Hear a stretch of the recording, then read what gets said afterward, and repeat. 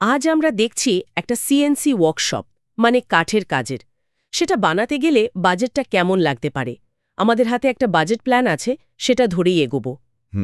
মূল লক্ষ্য হল প্রাথমিক খরচ, তারপর চালানোর খরচ মানে পরিচালন ব্যয়, এই সব জেনে মোট কত টাকা লাগতে পারে সেটার একটা ধারণা পাওয়া। হ্যাঁ, আর এখানে শুধু সংখ্যাগুলো দেখলেই হবে না, মানে প্রত্যেকটা খরচের পেছনে কারণটা কি, আর লম্বা সময়ে এর প্রভাব কি পড়তে পারে সেটাও বোঝা জরুরি। ঠিক, তাহলে আসুন শুরু করা যাক। প্রথমেই প্রাথমিক বিনিয়োগের দিকটা দেখি। আচ্ছা, প্ল্যান অনুযায়ী সবচেয়ে বড় খরচ কিন্তু সিএনসি মেশিনটা কেনা। কাঠের কাজের জন্য যদি একটা মাঝারি আকারের মেশিন ধরা হয়। মাঝারি আকার মানে ধরুন 6090 বা 1224 মডেল, কাজের জায়গাটা অনুযায়ী। হ্যাঁ, ওই রকম।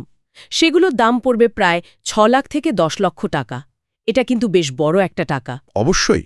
আর এই দামটা তো মানে মেশিনের কোয়ালিটি, ব্র্যান্ড, ক্ষমতা এইসবের উপর নির্ভর করে। তা তো বটেই। আচ্ছা, শুধু মেশিন কিনলেই তো হলো না, বসানো, চালু করা। হ্যাঁ, ইনস্টলেশন আর সেটআপের জন্য আলাদা খরচ আছে। ধরতে পারেন ৩০ থেকে ৫০,০০০ টাকা। আর চালানোর জন্য লোক, তাকে তো শেখাতে হবে। ঠিক, অপারেটর ট্রেনিংয়ের জন্যও বাজেট রাখতে হবে ২০ থেকে ৩০,০০০ টাকা মতো। আচ্ছা, এরপর তো সফটওয়্যার লাগবে, তাই না, ডিজাইন করার জন্য? লাগবেই তো। ক্যাড ক্যাম সফটওয়্যার, যেমন ধরুন অটোক্যাড বা ভিকার্ভ, এগুলোর জন্য ৫০,০০০ থেকে ১ লক্ষ টাকা লাগতে পারে। মানে খরচের তালিকাটা লম্বাই হচ্ছে। হ্যাঁ, এরপর আছে মেশিনের জরুরি কিছু সরঞ্জাম, যেমন রাউটার বিট মানে যেটা দিয়ে কাটবে, লিউব্রিক্যান্ট লাগবে রক্ষণাবেক্ষণের জন্য, এইসব মিলিয়ে আরও প্রায় ৫০,০০০ টাকা। ওহ, আর ওয়ার্কশপটা সাজাতেও তো খরচ আছে, মানে ধরুন ধুলো পরিষ্কারের ব্যবস্থা। একদম, ডাস্ট কালেকশন সিস্টেম খুব জরুরি। তারপর কাজের টেবিল মানে ওয়ার্কবেঞ্চ, সেফটি গিয়ার, এইসবের জন্য আরও ১ লক্ষ থেকে ১.৫ লক্ষ টাকা। তার মানে সব মিলিয়ে শুধু শুরু করতেই লাগছে প্রায় ১০ লক্ষ থেকে ১৪ লক্ষ টাকা। হ্যাঁ, প্রাথমিক বিনিয়োগটা মোটামুটি এরকমই দাঁড়াচ্ছে। হতে থাকবে, তাই না, মানে পরিচালন ব্যয়। ঠিক তাই। এই খরচগুলো নিয়মিত। এর মধ্যে সবচেয়ে গুরুত্বপূর্ণ হল কাঁচামাল। কাঠ, প্লাইউড, এইসব। হ্যাঁ, কাঠ, প্লাইউড, ফিনিশিংয়ের জিনিস, এইসব মাসে ৫০,০০০ থেকে ১ লক্ষ টাকা লেগে যেতে পারে, ব্যবসার উপর নির্ভর করে। তারপর ইলেকট্রিক বিল, মেশিন চললে তো বিল আসতেই। অবশ্যই ১৫ থেকে ২০,০০০ টাকা মতো ধরতে পারেন। আর ব্যবসাকে পরিচিত করাতে, মানে মার্কেটিং। হ্যাঁ, মার্কেটিংটাও জরুরি। সোশ্যাল মিডিয়া বলুন বা স্থানীয় বিজ্ঞাপন, ব্রোশার, এর জন্য মাসে ২০ থেকে ৩০,০০০ টাকা বাজেট রাখা ভালো।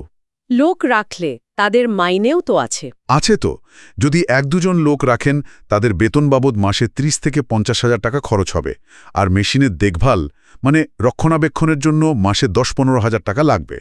তার মানে সব মিলিয়ে মাসিক খরচ দাঁড়াচ্ছে প্রায় ১,২৫,০০০ থেকে ২,১৫,০০০ টাকা প্রতি মাসে।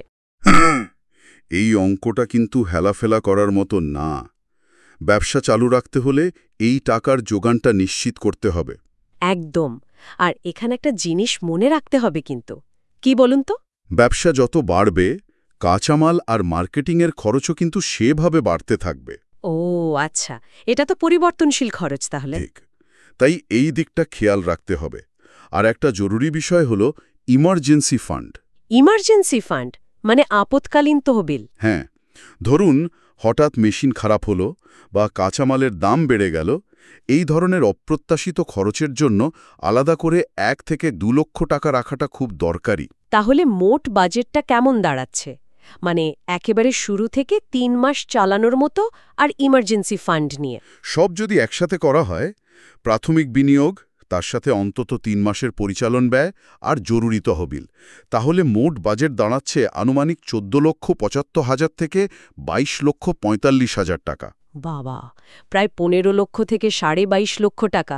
তার মানে জরুরি তহবিলটা সত্যিই খুব জরুরি। খুবই জরুরি, কারণ দেখা গেছে যথেষ্ট টাকা না থাকা, বিশেষ করে এই পরিচালন ব্যয় আর জরুরি তহবিলের ঘাটতি, এটাই অনেক নতুন ওয়ার্কশপ বন্ধ হয়ে যাওয়ার কারণ। তাহলে যদি কারোর বাজেট ১৫ লক্ষ থাকে, তার কি করা উচিত? সেক্ষেত্রে পরামর্শ হল মেশিনের পেছনে ৮ থেকে ১০ লক্ষের বেশি খরচ না করা। বাকি টাকাটা পরিচালন ব্যয় আর জরুরি তহবিলের জন্য রাখাটা বুদ্ধিমানের কাজ হবে। মানে শুরুতে ব্যালেন্স করে চলাটা দরকার। একদম। হয়তো শুরুটা একটু ছোট করে করা যেতে পারে, নির্দিষ্ট কিছু ডিজাইন বা প্রোডাক্টের ওপর ফোকাস করে। পরে ব্যবসা বাড়লে পরিধি বাড়ানো যেতে পারে। মার্কেটিংয়ের ওপরও তো জোর দিতে বললেন। অবশ্যই। ফেসবুক, ইনস্টাগ্রাম এসব ডিজিটাল মাধ্যমে প্রচার বা স্থানীয় যারা কাঠের কাজ করেন, ইন্টেরিয়র ডিজাইনার, তাদের সাথে যোগাযোগ রাখাটা খুব কাজে দেয়। ঝুঁকি কমানোর কোনো উপায়? উপায় তো আছে। যেমন কাঁচামালের বাজারটা কেমন, খদ্দের কি চায়, এই নিয়ে একটু রিসার্চ করা। শুরুতে নিজের কাজ চালানো বা পার্ট টাইম লোক রাখা, এতে খরচ কমে। তাহলে মোদ্দা কথা হলো, শুরুর টাকাটা জোগাড় করা যেমন দরকার, তেমনও ব্যবসাটাকে টিকিয়ে রাখার জন্য পরিচালন ব্যয়ে নিয়ন্ত্রণে রাখা আর ভালো মার্কেটিং করাটা তার থেকেও বেশি জরুরি। ঠিক তাই। দীর্ঘমেয়াদী সাফল্যের জন্য এই দুটোই চাবিকাঠি। বেশ, আলোচনাটা খুব কাজের হলো। সবশেষে একটা প্রশ্ন রেখে যাই সবার ভাবনার জন্য। বলুন। এই যে এত টাকার হিসাব, এত পরিকল্পনা, এর বাইরে গিয়ে কোনো বিশেষ ডিজাইন বা কোনো নতুনত্ব বা কোনো বিশেষত্ব আপনার ওয়ার্কশপকে অন্যদের থেকে আলাদা করে তুলতে পারে? কারণ দিনের শেষে শুধু টাকার অঙ্কে নয়, আপনার কাজের সেই বিশেষত্বটাই কিন্তু আপনাকে এগিয়ে নিয়ে যাবে।